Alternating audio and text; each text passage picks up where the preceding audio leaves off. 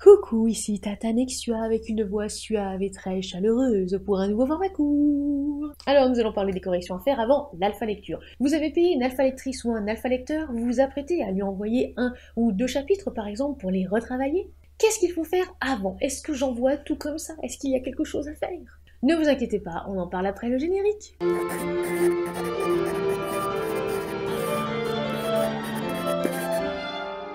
Pour ne louper aucune vidéo, abonnez-vous et activez la cloche. AL égale alpha lecture. Ce qui signifie qu'on est au cœur de la création. Pendant la création, rien n'est figé.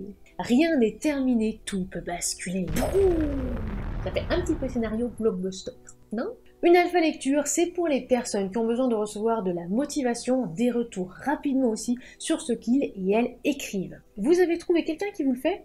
Nice! Admettons que ce soit moi. Avant de m'envoyer votre ou vos chapitres, merci de vous relire. Parce que sinon déjà ça va être difficile de savoir ce que veut dire. Ne rigolez pas, je l'ai déjà eu.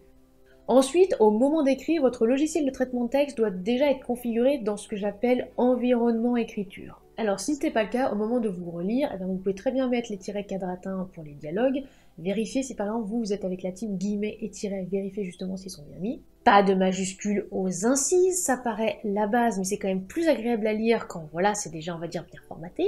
Et au moins un alinéa par paragraphe, voilà, bon je ne demande pas non plus que l'alinéa soit correctement mis, mais au moins alinéa par paragraphe, histoire que ça fasse pas pavé, parce que des fois j'ai reçu des pavés. Bon, et alors, le texte justifié, sérieusement en fait, à partir de maintenant, je ne travaille plus sur des AL, des BL, ou même aussi au niveau des chroniques avec des services presse, avec un texte qui n'est pas justifié. Ça fait juste 15 ans que je le répète, que si votre texte n'est pas justifié, non, c'est bon. Sauf qu'en plus, le problème de la non-justification, c'est que parfois vous avez des lignes de dialogue qui sont dans la narration, ou des lignes de narration qui sont dans les dialogues, que justement vous n'êtes pas forcément relu, vous n'avez pas forcément cadré votre travail, et du coup en fait ça vous perd, et ça vous motive pas forcément non plus à continuer à écrire. Et puis bon, c'est aussi plus agréable à lire et aussi pour travailler, parce que s'il faut que je détermine si une ligne est un dialogue ou de la narration, clairement je perds du temps, et encore jusqu'à présent justement je ne faisais pas de dépassement d'honoraires, etc.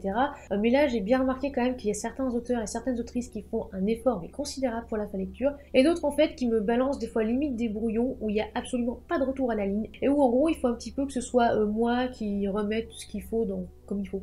Nope, c'est bon, stop, je ne suis pas non plus votre esclave. Ensuite, quand je mets justement des commentaires en marge, que ce soit par rapport à la situation, un personnage ou peu importe, vous avez quand même aussi le temps de vous poser pour traiter justement ces commentaires, pour les faire ou pas. Mais quand je vais lire et analyser les chapitres suivants, il faudrait en fait que vous ayez regardé ou au moins lu les commentaires d'avant. Sinon déjà, vous risquez de vous retrouver avec énormément de choses à traiter avant une BL par exemple ou avant justement une lecture, ce qui sera long et chiant. Et après, je risque de répéter la même chose qu'avant. Je vais vous donner un exemple pour que ce soit plus clair. Admettons que vous écriviez par exemple ce dernier, CE, avec un trait d'union dernier, mot qui n'existe pas.